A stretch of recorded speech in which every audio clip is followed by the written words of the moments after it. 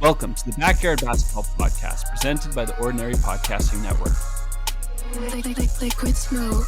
And sponsored by Bets10. I'm your host, Christian Stack. I'm brought to you here every week with my buddy BDC. We got a lot of catching up to do. We're talking hoop, looking at the landscape. I've missed so much basketball, and I'm so happy to be back because I need some catching up to do. Let's go. Dude, I mean, yeah, it's been crazy. We're right around the holiday season. I know for everybody, this can be an exciting time. This can be also quite a stressful time. Things just always conveniently find a way to pile up right around the holidays. But, you know, whenever you can catch a basketball game and you're thinking like, oh yeah, you know, other years where I may be, you know, sort of engaged, but also passive because I've watched basketball for so many years now that I have some relative understanding of, well, this team should be good, or this team, you know, did the last couple of years, they should be doing this, that, and the other thing. And I go to my phone and I'm looking at the standings, and it's like the New Orleans Pelicans were number 1 seed in the West until just tonight, like for like a couple weeks running. Wow. Utah Jazz is still like a top 8 team in the West that we thought was going to be like one of the worst teams going for the Victor Wembanyama sweepstakes. Atlanta is terrible. They're so bad, you know, or like the Knicks and Julius Randle. He's like balling out right now. And you're thinking, this is freaking Wait. Slow down. Yes, I'm telling you, dude. It's crazy. Down. Okay, this is crazy. Are we actually seeing a Julius Randle of 2020? So first, okay, I love, you know what? If we talk a little bit Knicks right now, so Julius Randle, he's averaging 22.6 points. I think it was last night, Michelle asked me about like some bet. I think it was 2 nights ago. And there was a game that was happening last night, and it was the Knicks, and they were playing, if I can recall off the top of my head, they were playing the Bulls. They were playing the Bulls, and there was 2 players. It was either Julius Randle or Zach LaVine. They were side by side, and their point averages were relatively the same. And I'm just thinking off the top of my mind, I was like, well, I haven't watched a lot of the Knicks, but I don't think very highly of Julius Randle. He had that 1 year, and I'm obviously coming to this conclusion that he's just like that, you know, kind of one shining bright year a player's had. And like, can he sustain that? I didn't have faith in it. He didn't even win Most Improved, did he? I don't think he did. I don't think like, he did. It was a flash in the pan. The pan. However, hold that. What the heck? The Knicks are in 6th in the East right now. Yeah, it's crazy, man. They're playing really well. Julius Randle specifically is playing incredible. I just said a flash in the pan, and here we are talking about how incredible he's being again. You think this will last though? Well, you know what? There's a couple interesting pieces. So first off, now that I'm looking at the list, so Obi Toppin, I think he's out. He just had an injury recently, which is unfortunate. But Julius Randle, Emmanuel Quickly, the 2 of them have been playing incredible lately. Is Barrett and then healthy? Barrett's been healthy, but he's been kind of like, I don't know. Like, I don't think he's averaging right now 15.4. Yeah, that's not ideal. That's not ideal for RJ. When Zion's come back from a crazy injury and is dropping more than 30s. Never mind. He's at 19 points per game. And actually, the other player I was thinking of too was Quentin Grimes. So in the pick and roll between Quentin Grimes and Julius Randle, they've just like, dude, been putting up a lot of points, and he's been like having 35-point games. Last night, he dropped like 35 or 39 points, and Zach LaVine was like nowhere to be seen. And so I felt stupid because I already screwed up that. Now, they won that in overtime. Yeah, it was in overtime. That is correct. I do remember this. Yeah, it was like I did watch that that's the highlight of that. And they've got a rematch Friday night. Yeah, man. That'll be good. So the Knicks are good. They're at 6th. Chicago, at the other hand, they're at 11th. They're not doing so well. Chicago and the Raptors, they're just kind of they're they don't really know what they're doing. It's so inconsistent.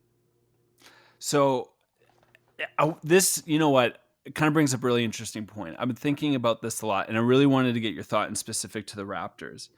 But there seems to be kind of, at this point in the season, if you kind of look at the standings, there are 5 teams that kind of stand out as the bottom feeding teams right now in the NBA: the Orlando Magic, Detroit Pistons, Charlotte Hornets, Ooh, the Spurs, Charlotte. and the Oh, that's a Rockets. bad drop off for Charlotte. Oh, But that's LaMelo. LaMelo's been out. Yeah, that's right. That's exactly it. But those 5 teams have been at the bottom. And now we have kind of these threshold teams that look like they're kind of a fifth way into the season, leewaying either being more competitive and trying to get a higher ranking for the playoffs, or do we trade assets? Don't say tank. Do not say tank on this podcast. I'm not saying it. But there's a couple of these teams. And now I'm not saying the Raptors is a team that per se should shake things up drastically, because things obviously aren't going well right now. But I really want to get your perspective, because I would pair this team right now that's 13 and 15 at the 10th seed right next to the Bulls, who are 11 and 16 at the 11th seed. They're looking the outside in into the play-in tournament, the Bulls right now. Well, that's just it. And I think both of these two teams, respectively, in my opinion, should make some very drastic different decisions. And I just wanted to get your perspective first. Okay, well, this is a really important time we go into. Around Christmas, coming out of the holiday season. I mean, these Christmas games are really big for teams. I think it's too early to know which direction they're heading. Like, if you look at the standings, they're really only 2.5 games back of 5th spot. So it's not a drastic drop off when it comes to position. They could go on a tear. They could go on a nice little run. I think there's teams up there that could experience some fatigue when it comes to injury. I'm thinking the Heat, the Hawks, even the Knicks.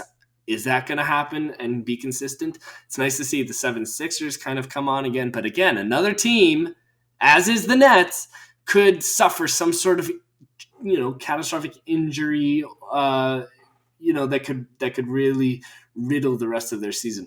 I think it's too early to know, but I do think if you're looking at which direction either of those teams are, and I'm talking the Raptors and the Bulls who are sitting 10th and 11th, I think the Raptors do have a little bit more oomph when it comes to compete right now to get into the playoffs. So acquiring an asset like they did last year, the kind of mold that they had last year, bringing in veterans, Thaddeus Young, I think that's a bit more of the mold that I would see Masai trying to aim for. Whereas I think with the Bulls, they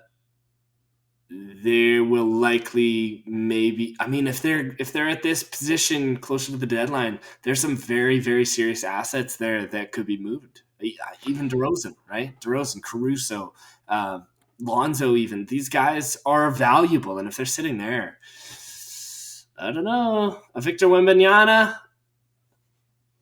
I don't want to say tank, but I do think if the Bulls are there, and I think they will be around that position, I would see them moving further in the direction of selling. Well, I remember hearing somewhere the percent odds, they found a way to kind of flesh it out a little bit so it wasn't so top heavy, at least in the draft. So there is some subsequent, knowing where the Bulls are right now, if within, say, between, here and halfway through the month of January, make that decision to start to tilt the board in a downward direction per se, that they would still have a very good advantage and chance to get, within the top 4, which guarantees their shot. The one actually curiosity I had too is I wonder what their pick option is going into this offseason, because I feel like I remember hearing a little bit that it's only like a top 4 protected pick. So if they don't get in the top 4, Chicago might actually lose the pick. That might be another team. Oh, that'd be crazy. I'd have to. But can I just say how exciting would it be for Wembanyama on that Hornets team? Whoa. I love that's what you're thinking. Would that be pretty crazy, man? With LaMelo and I could see it. you know what, I could see. I mean, Michael Jordan would just be over the moon to Oh have. my goodness. Wembanyama would be over the moon, I think. Oh That would be yeah, an ideal situation. A team that was competing in, for a play-in spot last year and could easily be there again if they had a healthy LaMelo. yeah. Again, Detroit, like, injury riddled. If Cade wasn't injured, that team could be pushing some mileage that they're not succeeding in right now. And, Dude, and maybe another year, it'll figure itself out. It's a shin injury, man. That sounds like kind of. Yeah. You don't hear about that very often, man. That's bad. If this team makes it to a lottery pick again, does Dwayne Casey get moved? Does he get fired? No, I don't think so. I think actually, honestly, but I feel one of Dwayne Casey's maybe it would be up to him. I don't know when his contract ends, but one of my most favorable assets when I remember him on the Raptors of yore, he was really great at developing players. Okay, so that's great. It's awesome. I agree, absolutely, especially with a culture, creating a culture, making a positive impact. Okay, good. Defensive impact? At what point do you say that's success when you look at the standings and they're again in the lottery? Like, how many years have they been in the lottery? They're too young. Jaden Ivey's a year too early. He's like a premature. He's like a premature baby coming to the league. He's doing well. Hayes has been really great. He in subsequent absence of Cade Cunningham is a credible blessing for Killian Hayes to have this opportunity and to be performing well. I'm so happy for him because I felt like everybody was out the door. This guy was going to the CBA, man. I know. Frick, who did I see? Oh, Quinn Cook recently in the CBA dropped like something like 50-some points in 20-some minutes or whatever. Well, remember, he helped Golden State Warriors win a championship. He's good. Okay, but quickly, when they won too? Oh, that's a good question. I think he was. In the bubble, I think he was there with them. Okay, quickly, I want to, before we get off of the Raptors, I agree with your thoughts about those two teams. I think it's an important reflection that these kind of represent an example of a lot of these teams in the middle of the pack where, I mean, I agree with your opinion, but it's also kind of hard to decipher how these teams should maneuver for their best chance of future success, long-standing success. Yeah. From the Raptors perspective, like, I'm really curious. Like, I like to hear, you're talking about adding those veteran pieces. Personally, I feel like they need more shooting. Like, I hate it. Always. The one thing that always frustrates me about this team is the half court and when we struggle to be able to make a bucket. And like, Kawhi was our answer to that in 2019. And Scotty should subsequently be, that person that can step in those moments and opportunities. He had flashes of that last year. This year, I feel like he's made a bit of a regression. Like, what are your thoughts on that? Like, I definitely anticipated Scotty having a bit of a drawback in his sophomore season. Not to the point where it's not like, well, how did he win Rookie of the Year? Because I think that player's still in there. You just have to anticipate a few ebbs and flows. Yeah, it's going to come and it's going to go. And I don't think it's going to go from Scotty. Whereas someone like Slim Duck, I'm just getting tired of it, like the ups and the downs. The ups are awesome and the fans love him and he loves the fans and he loves the game and he's a good player when he's playing well, but it's so up and down that I'm like, you have to sell high, you have to get a value out of this guy, or because I just don't see success happening there. When it comes to the bigger guys, Fred's had some really low lows this year that we haven't seen before, but he's kicked it up a gear when he knows he is the leader. Siakam, again, where's it going to go? This is the thing. It's like, it's really, really tricky. You look at them and you're like, well, they won a final. It's like, yeah, who they win a final with? And where's that guy on our team? So how do you supplement and how do you offset that? I think they had a really surprising season last year when they had Scotty there because it filled the need. And so now what's the need and where, who's gonna really step up? Shooting is always the problem. We look at Watanabe now and we're like, what the hell? We gave this guy up, but come on, who would have seen that? Who would have seen? You think Masai sitting there in the I love offseason him. going, oh, you know what? Watanabe's going to be a number one shooter in the NBA next year. Dude. No way. No one would have seen that coming. I think Sean Marks. Is that right? Sean Marks in the Nets? Yeah, Sean Marks. Yeah, he's like, let's fill a hole just in case we lose KD.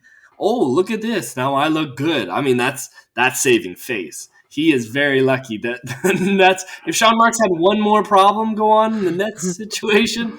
Nope. You know what? Out you go. But my suspicion was correct. I remember when Sean Marks and Masai Ujiri were talking, in the VOM courtside at Summer League in Vegas, and people were speculating what they were talking about. And this whole time, Masai was like, "Hey, you want Yuta Watanabe? You want him?" And Sean's like, "Yeah, I'll take him. Yeah, I don't think. Also, isn't Kyrie crazy? I think they just signed him. We were like, see you later, Watanabe. Thanks for your help. He was great. He was a really good, productive bench player. It was nice. But, anyway. I love Christian Koloko. I still love him. Yeah, great pick. But look at Ivy. Ivy was, fifth overall? I know. Hold on. He was fifth overall. Koloko was 30th.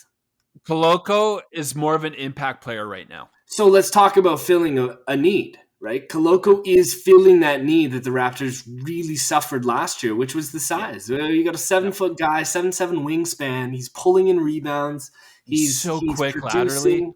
Laterally. I'm really excited about that pick. Much like Jaden Ivey, though, just a year too soon. It's going to come on, but really excited for that pick. Absolutely. It's really cool seeing some of those guys. I mean, this is great. You've been really big on Paolo, and why shouldn't you be? I just don't like how cocky he is. Dude, he's so good. I very rarely, I feel like sometimes you see that amalgamation in the star type players, like a LeBron James, that they come in, and this is like just an NBA ready, that it's like an NBA player. He's in the NBA body. He's just an NBA player. This guy plays ball, and he is just so strong. He can assert his presence. Like, he can get down low. I've seen him bully ball. He's got these nice turnarounds at the elbow, and then his mid-range game is really good. His 3-point's kind of shaky, but this guy just has tools. I was just listening. I'd love to make this as a segue we go into, but I was just listening to a pod where they were talking about an MVP type argument for Jason Tatum. And they were talking about the discrepancy between Tatum and Jaylen Brown right now. You're 1A and you're 1B. And Raja Bell made a comment that the only thing in his eyes that he sees really between these two players is that Tatum has just got a couple more offensive weapons in his bag. But the cool thing about Jaylen Brown is every single year he's added on to his game. When I look at Paolo Banchero in his first season as a rookie, he has a lot of those similar assets in terms of just offensive tools. Playing offense is easy for him, just as it was for Tatum. And to as a rookie and coming into the league in those first couple of years, when you don't have to think about that aspect of the game as so much, or it's just simpler for you, and you can focus on those other aspects of the game, I think it has a way larger impact long term for this longevity and success for your career. It sets up an amazing foundation and opportunity for you to really take these big jumps. Yeah, and it just sucks with the Magic. I mean, this is always the case when you draft a Cade or look at LaMelo. These teams, it's going to take a few years to figure it out. But the Magic, they're doing okay at home if they could just figure out how to win away. They're 1-11 on the road. But I got to tell you though, those games that they've been 1-11, and if you look at the majority of those games in the fourth quarter, they have been there in those games. They don't lose those games by much. It's so awesome watching Bol. I think is Bol with the Magic, right? Bol, yes. He's just fucking, shimmy shake, a little Iverson here, some hot action over there, dribble away, toss it around one-handed. Come on. He's prototype Victor Wembanyama. This is the potential of what we're going to see, but at a way bigger scale. That's a massive scale. That's awesome. Actually, quick point, I just remembered off the top of my head too, which is good to know. With Jason Tatum, his second year in the season, he had a really bad regression like Scotty Barnes is having in this season. Okay. So Well, let's just talk that about the that Celtics. that You might be know you want to. We know you want to. They're sitting first in the East. Dude, your team's doing really well again under an interim head coach. yeah. Number one in the league, man. 22-7. They have the Um, faculties. They have yeah. every resource, every guy. What gets them back to the finals? Uh, well, Robert Williams coming back is going to be a huge boost for them. But you know what I think it is that there's a need, there's such a need and hunger amongst all of those guys.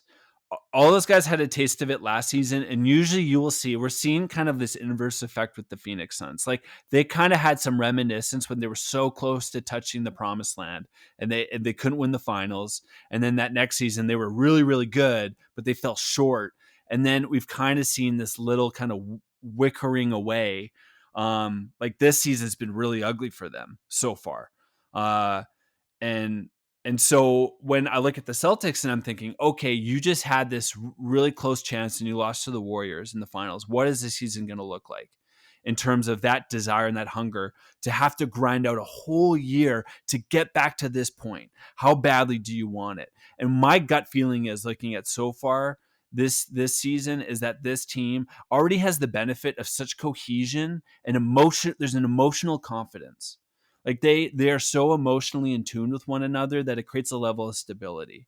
And I think that's good for their longevity of their success. But every single one of them so desires to win this championship. And I think that hunger is is what really gives them a puncher's chance that they could do it this year. That gives me, at least so far into the season, I have that confidence to know that, yeah, this is a team that is going to go to the finals and has a really good shot of winning it. I mean, they're showing it, dude. Like you said, he's pulling new things out of the bag. Brown's, the whole thing is still working, and it's great. Blake Griffin's been a helpful addition just in the absence, awesome. I think, of Williams. Malcolm Brogdon, so yeah, good. Yeah, dude. Oh man. Yeah, it's been nuts. I was nervous because they lost to the Warriors over the weekend, and it didn't look that great of a game. Again, I just cut the highlights of that one, but that Lakers game that went to overtime. Well, I was just going to say, let's talk about the Lakers game. What a blow of a lead, though. Oh my dude! I mean, huge blow of the lead for sure. Like, and I watched the game. I listened to a pod where Rusilla was at the game, and like you could see it, like the first, two, court, like it was like I think it was around the third quarter. There was just a stretch for I think it was almost 11 minutes. They scored 8 points, the Celtics. But the start of the game, there was a level of intensity. After that Warriors loss, they really wanted to prove a point, and they played incredible. But then Crypto Arena, I still want to call it Staples. Well, raucous crowd. They were like back into the game. And dude, that shot at the end when Tatum turns around and it was like, that jumper, almost kind of a fadeaway, and LeBron was right there defending him as time was winding down to tie the game to send it overtime, man. Like there was so many moments like that, like, and also to prove that holy fuck, Tatum should, like, in my opinion, I think he should be MVP because like when the moment matters, he is fucking delivering, man. It's great. It's like Kobe. It's Kobe-esque. It's just. It gives me goosebumps. And it gives me that confidence to know it's like, again, this was a guy who, like, yeah, offense came easy to him, but there needed to be this fight and this intensity about him. And it's just there. There's a consistency now where like, and him playing with Jalen too, like they're so good for each other because they bring the best out of each other. And Jalen's incredible, man. Like, well, I'm excited for you, dude. Merry Christmas. It's good. It's good. Merry Christmas. They're good. We need to not talk about them anymore. Who are they playing on Christmas Day? That's a good question. I could pull that up right. Well, let's pull those up. We'll bring those up at the end here.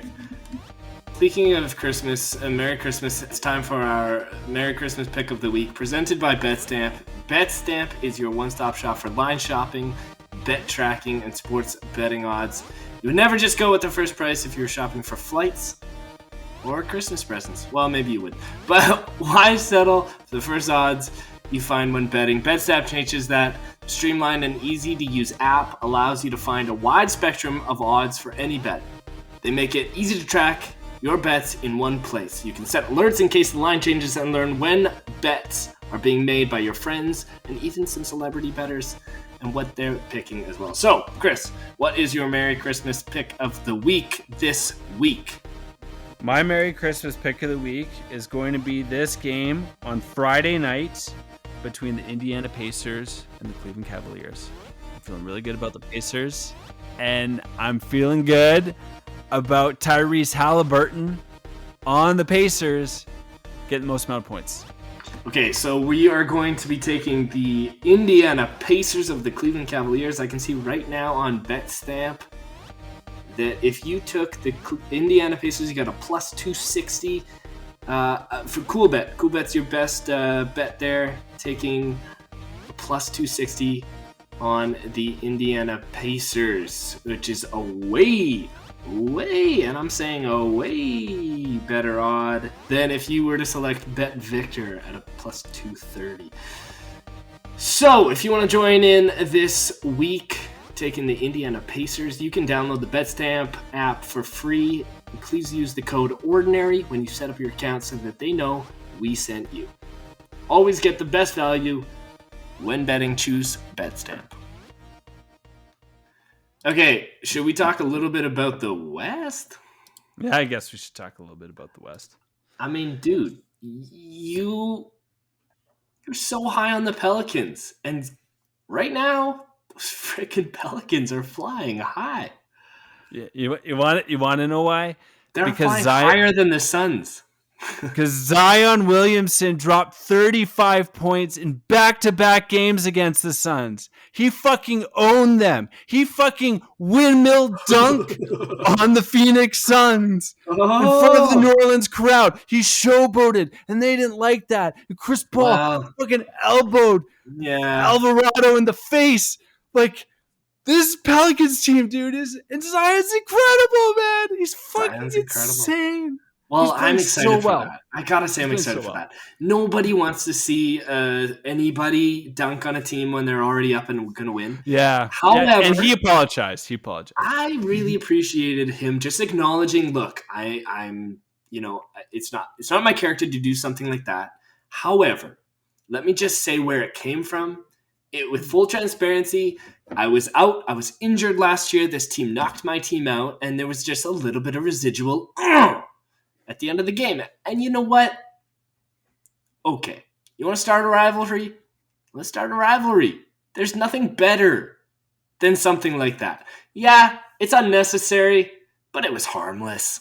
It was harmless. He's not betting he's not dunking in front of their bench. He's dunking in front of his. You know what I mean? It's okay. Settle down, everybody. This dude's career was like so sidetracked. Like to try and take yourself out of your shoes and put in the perspective of this kid who, has this arc of LeBron James from high school coming into the league, all of this expectation, and then, all of these things mounting up and feeling like not being able to deliver and going down. Like I couldn't even imagine. I'm sure it was he had a very dark period and maybe not realizing that he could play basketball again. And the fact to see him turn around and be able to overcome it. And for me, like that moment was like this, confirmation for himself that, he was able to achieve this thing, which is incredible. And that in itself is, should be aspiring. I get it, with the whole showboating and whatnot. But the thing I love about Zion too, is what you see this season, where you kind of saw that at the beginning when he started. It was so special about him. He had this you attitude, like he was just like, I'm going to get it. Prove, right? I'm going to take this ball and I'm going to put it in the net, and there's nothing you can do to stop me. I am so physically overpowering you, and I'm just going to fuck you. I'm going to destroy this team. And that that mentality, dude, Uh-huh. is how he goes. Like, oh man, I gotta just pull up some of Okay, these stats. settle down. I think you need a cool shower. Zion is great. Alvarado's awesome. This whole team, it's working. It's nice to see. Super nice to see. But there's some real competition in the West. And not to take away from the East, but I think it's just a little bit closer when it comes to the competition. We're seeing the Warriors just falling, like free falling. The Lakers, I don't even know what to say. Timberwolves, again, I was like, these teams are just falling. And all I can say, and this is where I want to focus, Damian Lillard is keeping this team in the hunt. Yep.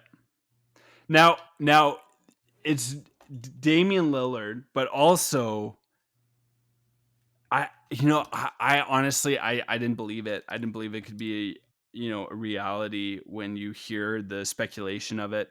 But Shaden Sharpe is an incredible basketball player. Dude, they said he was projected to go number one, and he He just had injury that whole season, didn't he? yeah, and you know what? He probably should have went number 2 in that draft. Like He did. Yeah, he is incredible, man. Like that's awesome. That's I, awesome. I watched some highlights, and again, as a rookie, and it's funny. It was one of those things where I don't know. I've met a couple people like this in my life before, where school is a classic example. You know, was in a high school, going to high school with some kids, and like they just that experience in high school wasn't for them. But they like finish high school and they go into college, and when they get into college, it's just like seamless. Like it's just so easy, and it just like fits kind of more who they are, and they just excel. And Shaden Sharpe just seems like somebody who's like stepped into the NBA, and it's just like a familiar shoe. Like there's just like this easiness of how he plays his game that I don't know, man. I mean, for Portland's sake, it's incredible that they got this guy. And it also creates like huge speculation knowing with Damian Lillard and where that team is like what pieces. I heard actually recently an argument that what the Portland Trailblazers need is like some wing depth and Oh some yeah, size on the wings. OG Anunoby's name came up, but I don't know what Raptors would want to get from Shane Sharp. Portland. I mean, Yeah, I guess maybe Shane Sharpe, yeah, but no, I don't. That wouldn't be helpful. yeah, like I Picks. don't That would think. be what you want. You want picks. I And mean, Josh he's playing so Hart well this is year. guess is shooting Nurkic, Josh Hart maybe, would be good. but again, you need to see some consistency with his health. Aye, aye, aye. I just like that Portland's not at the bottom right now. I mean, it could happen. They could really take a dive, but it's just nice to see that Dame's Dame. He always have to. It's so funny. Every year the All-Star break rolls around, and people are like, "How did he not get either picked to the starting roster to the?" He always just seems to be looked over, and I mean, it's so yeah, unwarranted.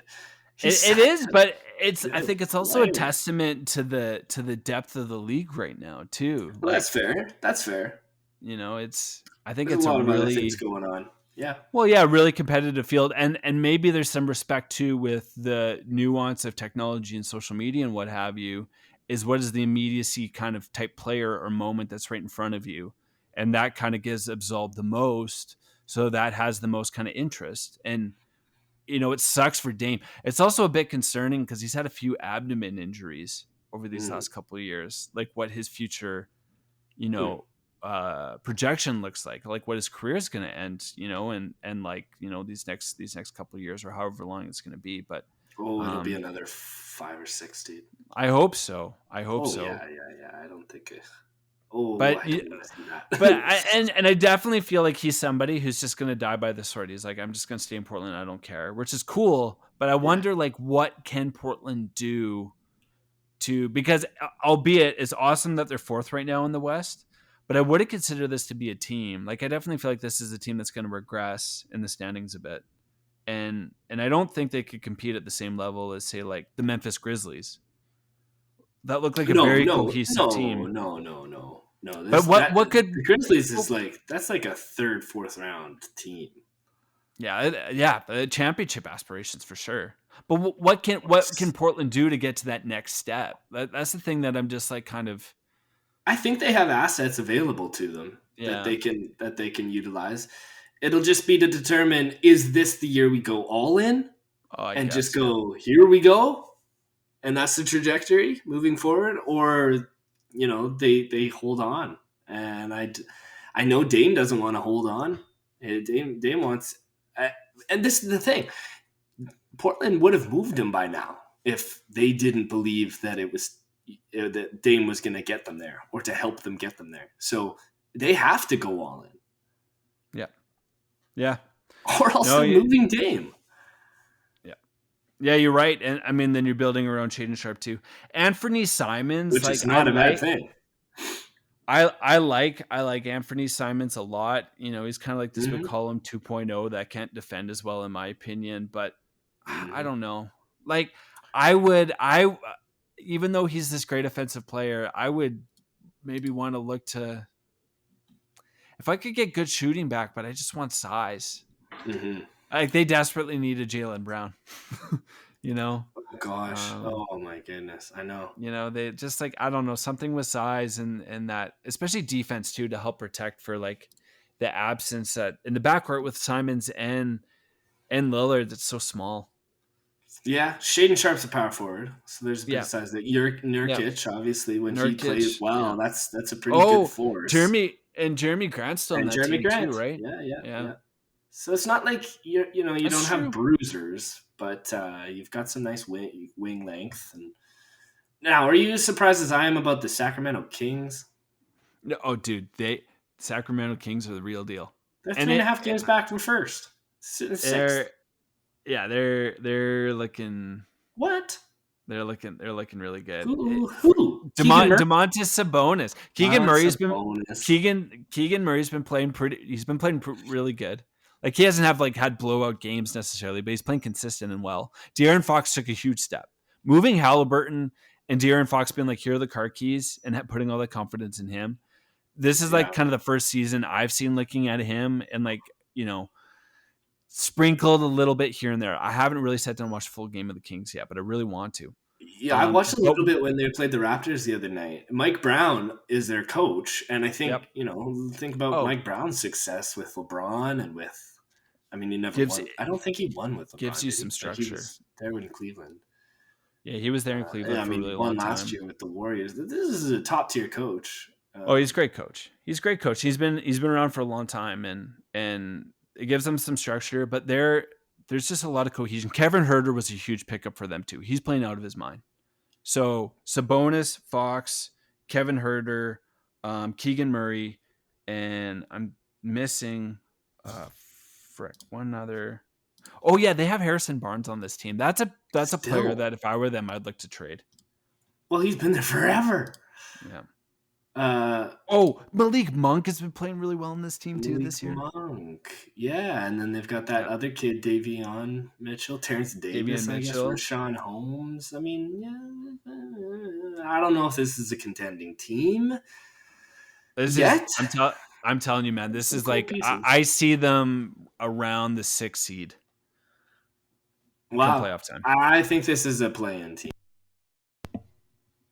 Yeah. I don't know. I can't ever trust the Kings. I'm telling you, man, this is different. This is the year. This is part and parcel what I was like talking about how the landscape of the NBA is just very peculiar. There's a lot of ancillary pieces. Like when you look at the Clippers as well too, there's been so much inconsistency of when Kawhi and Paul George play and don't play, and it really reflects their success or not success. Huh. But and then the Golden State Warriors as well too have really been struggling. I just looked at their away 2-13 on the road. Oh, brutal, man. Oh, that's not good. But then again, injury. Like Draymond's been so not injury wise, but Draymond's been so inconsistent. Yeah, inconsistent.